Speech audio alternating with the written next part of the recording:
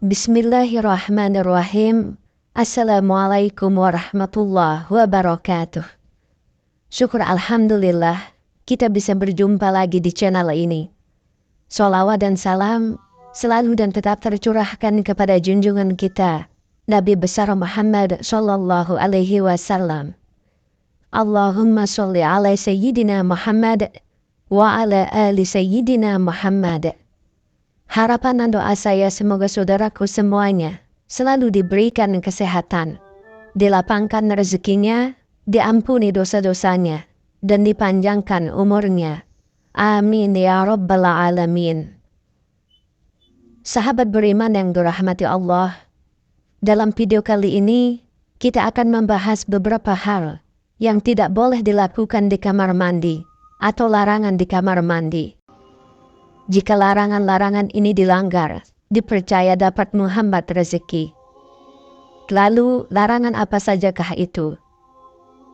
Sahabat beriman, tahukah kita bahwa di dalam rumah kita terdapat 4 faktor utama yang sangat berpengaruh terhadap kelancaran rezeki yang akan kita terima? 4 faktor utama tersebut adalah pintu utama rumah, dapur, kamar tidur, dan yang tak kalah pentingnya adalah kamar mandi.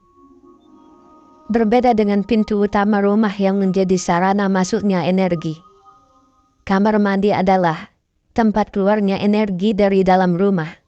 Bahkan kamar mandi juga dipercaya sebagai sumber energi yin atau energi dingin yang dapat mengundang berbagai hal negatif. Berikut ini adalah beberapa larangan di kamar mandi yang dapat menghambat rezeki jika dilanggar. Larangan pertama adalah jangan biarkan keran air yang bocor. Jika ada air yang terus menetes atau merembes di kamar mandi, entah dari keran yang rusak, ember yang berlubang, atau bak mandi yang retak, segeralah diperbaiki. Menurut orang tua zaman dulu, air yang menetes di kamar mandi adalah simbol rezeki yang terus habis dan tidak terkumpul. Anda akan selalu dihadapkan dengan situasi yang membutuhkan pengeluaran uang, seperti banyaknya undangan, barang-barang yang rusak yang perlu diperbaiki, dan lain-lain. Larangan kedua adalah jangan biarkan kamar mandi selalu dalam keadaan gelap. Kamar mandi yang baik harus mendapatkan penerangan dari sinar matahari di siang hari dan cahaya lampu di malam hari. Intinya adalah usahakan agar kamar mandi selalu terang. Kamar mandi dengan energi dan aura dingin akan menjadi tempat berkumpulnya entitas negatif jika dibiarkan gelap, menyebabkan Anda mudah sakit, malas dan tidak produktif. Larangan ketiga adalah jangan bersiul atau bernyanyi di dalam kamar mandi, terutama pada malam hari. Bersiul atau bernyanyi di kamar mandi dipercaya dapat mengundang makhluk halus, karena kamar mandi adalah tempat bagi setan dan jin negatif. Secara medis, bersiul atau bernyanyi di kamar mandi juga memiliki efek negatif, karena Anda akan menghirup banyak bakteri dan virus yang dapat membuat Anda mudah sakit dan mengganggu pekerjaan. Larangan keempat adalah jangan menyimpan tempat sabun, sampo, dan sejenisnya yang sudah habis. Banyak orang yang malas membuang perlengkapan mandi yang sudah habis, sehingga kamar mandi penuh dengan plastik ataupun wadah kosong yang tidak berguna. Secara sekilas, hal ini mungkin tampak biasa saja.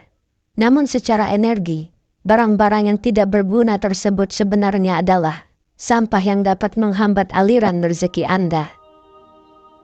Larangan kelima adalah jangan membuat kamar mandi dengan pintu yang terlihat dari tempat tidur atau ruang tamu. Jika rumah Anda memiliki kamar mandi dalam, perhatikanlah posisi pintunya.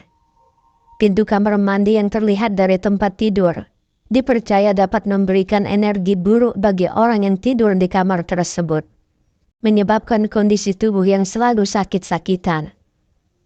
Jika pintu kamar mandi terlihat dari ruang tamu, konon hal tersebut dapat menolak rezeki yang datang dan membuat orang yang datang ke rumah kita memiliki niat buruk, seperti meminjam uang tanpa berniat mengembalikannya.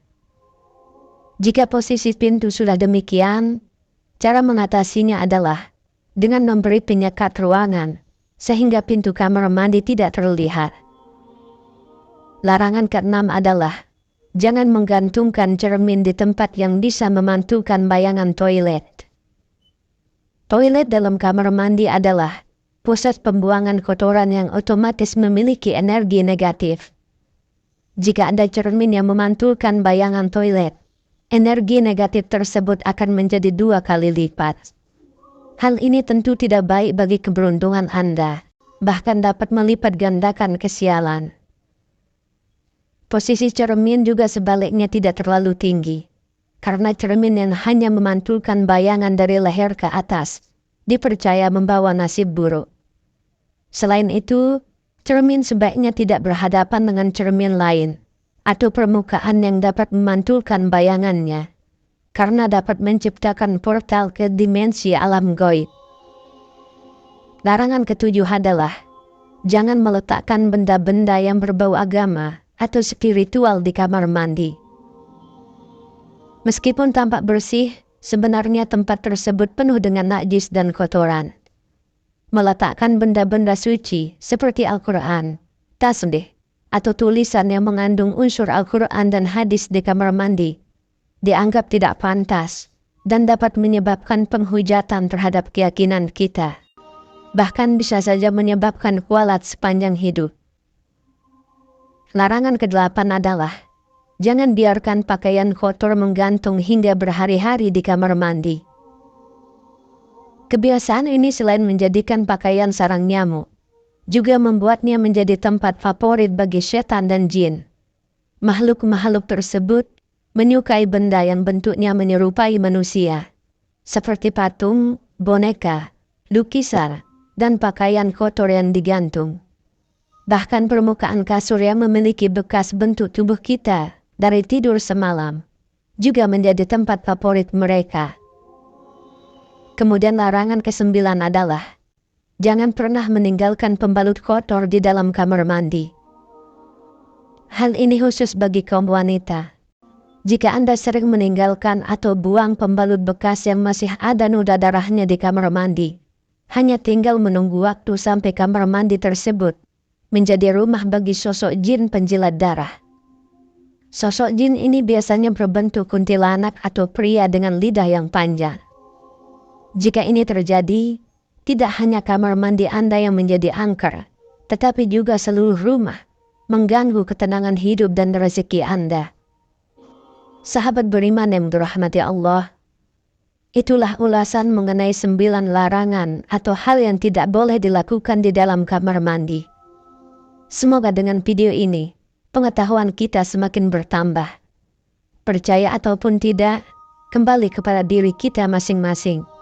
Yang terpenting adalah, kita yakin bahwa Allah Subhanahu wa Ta'ala adalah Maha Pemberi rezeki bagi setiap hambanya. Hanya Allah lah yang mendatangkan manfaat dan mudarat. Wallahu a'lam bishawab. Demikian yang bisa saya bagikan. Semoga bermanfaat untuk kita semua. Amin ya rabbal alamin. Assalamualaikum warahmatullahi wabarakatuh.